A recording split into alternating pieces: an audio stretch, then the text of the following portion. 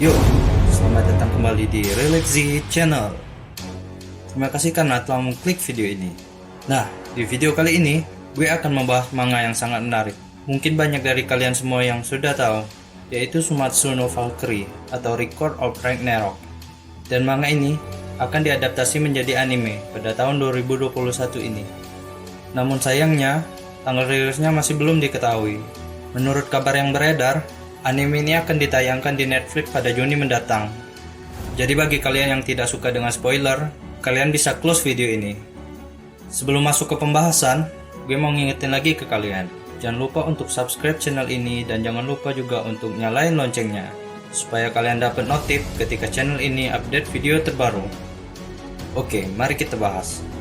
Manga Sumatsu no Valkyrie ini pertama kali rilis pada November tahun 2017 lalu, yang ditulis oleh Shinya Umemura dan Takumi Fukui, lalu diilustrasikan oleh Aji Chika, dengan genre seinen supernatural action.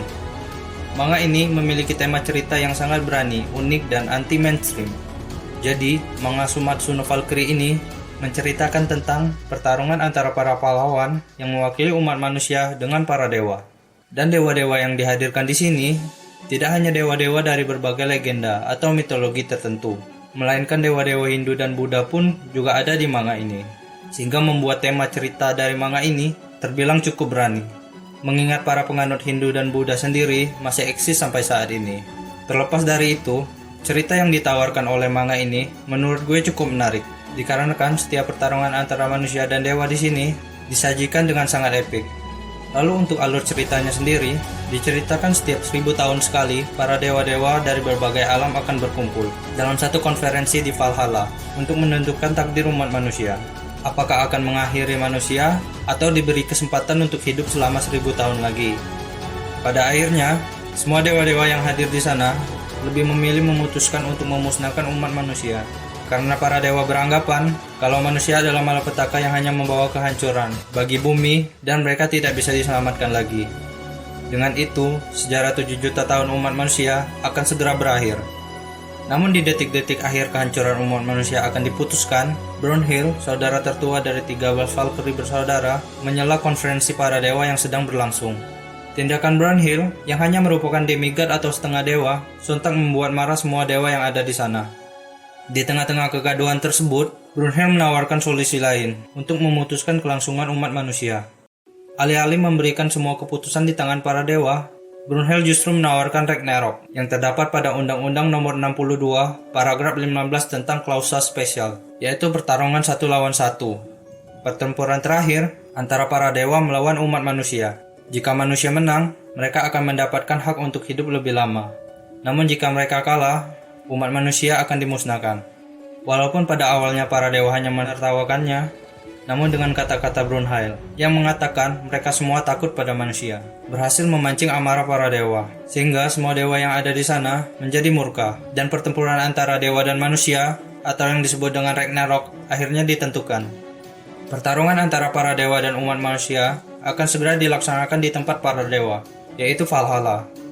Aturan dari pertarungan ini adalah bertarung sampai mati dalam duel 1 lawan 1 dari masing-masing kelompok yang terdiri dari 13 orang yang mewakili umat manusia melawan 13 orang yang mewakili para dewa. Dan jika salah satu dari masing-masing pihak mendapatkan kemenangan sebanyak 7 kali, maka dapat dipastikan menjadi pemenangnya. Sebelumnya juga dijelaskan bahwa hukum ini tak pernah dilaksanakan sejak pertama kali manusia diciptakan, karena tidak ada jalan bagi manusia untuk bisa menang melawan dewa. Maka dari itu, klausa ini hanya diberlakukan sebagai lelucon bagi para dewa. Tapi di pertarungan kali ini, para Valkyrie telah menyiapkan kartu as mereka, yaitu kemampuan khusus mereka yang disebut dengan Volund. Kemampuan ini memungkinkan para Valkyrie dapat merubah diri mereka menjadi senjata yang dapat melukai para dewa, yang tentunya akan dipakai oleh pihak manusia untuk bertarung melawan para dewa. Dikarenakan jumlah Valkyrie sendiri ada 13, dengan begitu, masing-masing Valkyrie akan mendampingi satu pertarung dari pihak manusia. Lalu ketika Valkyrie mati, sebenarnya mereka dapat bereinkarnasi. Namun karena mereka berubah menjadi Volund, jadi jika mereka mati, jiwa dan roh mereka juga akan sepenuhnya mati. Maka dari itu, Ragnarok ini merupakan pertempuran habis-habisan antara manusia dan Valkyrie melawan para dewa. Lalu alasan kenapa 13 Valkyrie bersaudara, khususnya Brownhill sendiri, sangat peduli pada nasib umat manusia sampai-sampai mau mempertaruhkan nyawa mereka. Itu karena, menurut Brownhill, hubungan umat manusia dengan para Valkyrie bahkan jauh lebih dalam daripada hubungan antara para Valkyrie dengan dewa yang menciptakan mereka. Maka dari itu, Brownhill tidak dapat membiarkan manusia dimusnahkan begitu saja. Lalu para karakter yang ada di manga ini sendiri mengadaptasi berbagai tokoh dari sejarah maupun legenda yang ada, yakni 13 orang yang mewakili pihak manusia, tak terkecuali para tokoh atau pengikut yang berhubungan erat dari zaman mereka masing-masing, juga ikut dipanggil kembali untuk menyaksikan Ragnarok. Namun yang bakal gue sebutin di sini hanya ke-13 orang yang akan mewakili umat manusia, dan 13 orang yang mewakili para dewa, yang akan bertarung demi menentukan masa depan umat manusia. Yang pertama, ada Ryo Fu Hosen, atau yang lebih dikenal dengan Lu Bu, sang jenderal dari China di zaman Three Kingdom. Yang kedua, ada Adam, sang manusia pertama di bumi. Ketiga, Sasaki Kojiro, adalah pendekar pedang terkenal dari Jepang, yang dikenal sebagai History's Greatest Loser. Keempat, Jack the Ripper, seorang pembunuh berantai dari Inggris. Kelima, ada Raiden Tamemon, yang dianggap sebagai pesumo terbaik sepanjang masa. Selanjutnya keenam, ada Okita Souji, adalah salah satu pendekar pedang terbaik sekaligus kapten unit pertama di Shinsengumi, pasukan polisi khusus di Kyoto selama akhir periode Shogun. Ketujuh, Shimo Haiha, merupakan seorang penembak jitu dari Finlandia. Dikatakan ia telah membunuh lebih dari 500 orang selama perang musim dingin, yang berlangsung kurang dari 100 hari, sehingga membuat ia dijuluki The White Death. 8, ada Qin Shi Huang, merupakan pendiri dinasti Qin dan juga kaisar pertama yang menyatukan Tiongkok.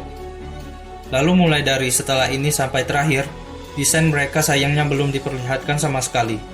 Di urutan ke-9, ada King Leonidas, merupakan Raja Sparta ke-17 dari dinasti Agyat. 10, Sakata Kintoki, adalah tokoh cerita rakyat Jepang menyerupai anak laki-laki bertenaga super kuat. 11, Nikola Tesla, adalah seorang penemu sekaligus fisikawan, sekaligus teknisi mekanika, dan juga teknisi listrik Serbia Amerika, yang sangat terkenal berkat kontribusinya dalam mendesain sistem kelistrikan arus bolak-balik. Lalu berikutnya 12, Michael Nostradamus, merupakan pengarang ramalan ternama dari Prancis, yang terkenal dengan hasil karyanya yang berjudul Les Prophéties, yang terbit untuk pertama kalinya pada tahun 1555. Dan yang terakhir, Grigori Rasputin, adalah sosok legenda Rusia pada masa-masa akhir dinasti Romanov. Jika kalian penggemar Fate series, tentunya pasti kalian tidak asing lagi dengan namanya. Berikutnya dari pihak para dewa. Seperti yang gue katakan sebelumnya, dewa-dewa yang dihadirkan di sini tidak hanya dewa-dewa dari berbagai legenda atau mitologi tertentu saja, melainkan dewa-dewa dari kepercayaan Jepang hingga Hindu dan Buddha pun juga hadir di pertempuran ini.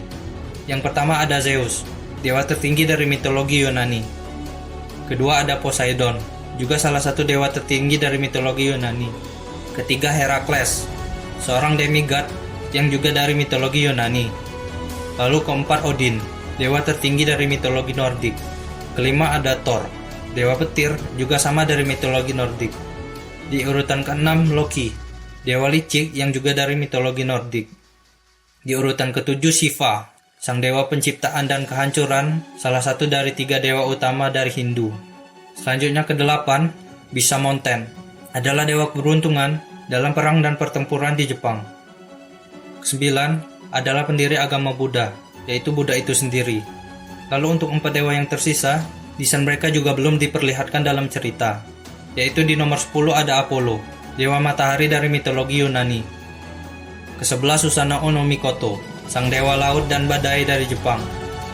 Lalu berikutnya 12 Anubis, sang dewa kematian dari Mesir. Terakhir ada Beelzebub, merupakan dewa Filistin yang dulunya pernah disembah. Lalu seiring berjalannya waktu, Beelzebub juga dianggap oleh beberapa agama sebagai setan. Oke, sekian dulu untuk video pembahasan kali ini. Terima kasih karena sudah nonton sampai menit ini. Jika suka dengan pembahasan dari channel ini, like video ini dan share.